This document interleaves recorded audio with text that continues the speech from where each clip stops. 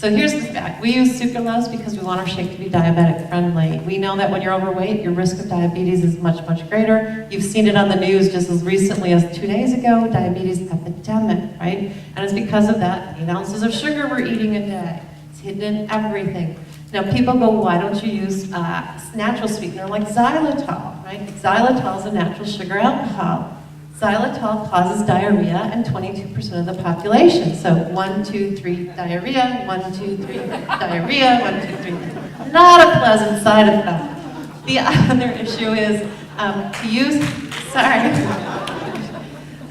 the other issue is if we were to make the neuro taste as good as it does with xylitol, that amount is toxic or fatal. It would kill a 40-pound dog. All right, so we're not going to use xylitol because we have concerns about the safety. Stevia. All right, everybody's like hot on stevia.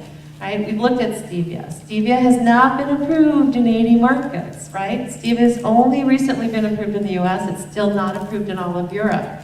It's going through a lot more clinicals to make sure it's safe. So I like to say, all right, we're looking at stevia. We'll probably be using it in a new product coming up in Atlanta.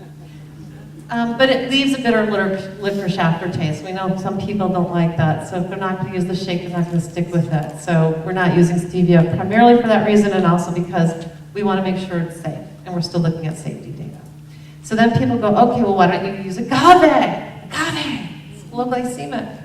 All right, agave is 90% fructose. Fructose spikes hunger. Okay, it's a weight loss product. Not a good idea. So we're not using agave because we don't want to use fructose because fructose spikes hunger. So this is the bane of my existence is sweeteners. There isn't a perfect one on the market today, trust me. So we use sucralose. So why do we use sucralose and how much? We use 0.03 milligrams. That is a third of a diet soda, a very small amount, right? Take a Splenda packet, divide it by 3, okay? It's a small amount. Now, it's safe. There are people out there who go, oh, it's like the DDT molecule. I have a whole email on it. No, it's not. Then they go, oh, it's chlorinated. It's the chlorine in your pool. So here's what it is. Sucralose is a sugar molecule. They attach it to a chloride. That's called the chlorination process. Chloride. Look up chloride. They're found in tomatoes. They're found in spinach. They're found in everything you eat. They're healthy for you. But it helps the sugar molecule pass through your intestinal tract. So it's attached to a chloride, it's not chlorinated. It is not the DDT molecule. Where that one started, I don't know, but I want to find that person and slap them. So, it's the bane of my existence.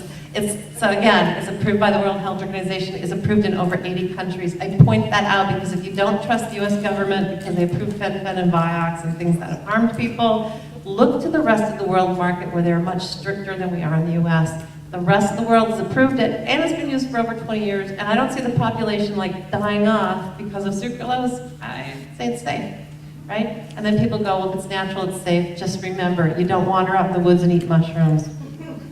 You can die from drinking too much water too fast. Safe does not mean natural. We've got to get that out of our head. Safe is what you eat in a healthy dose and not overdoing it. So that's why we use sucralose. As soon as I can find something that's safer, tastes as good, and is used as widely around the world, we will use it. Until then, we're going to stick with sucralose. Does that answer the question? Right.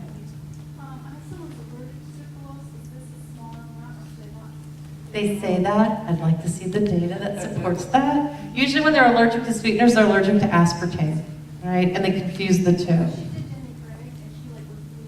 Yeah. Yeah, I don't think it's related to the sucralose. Have her talk to her doctor.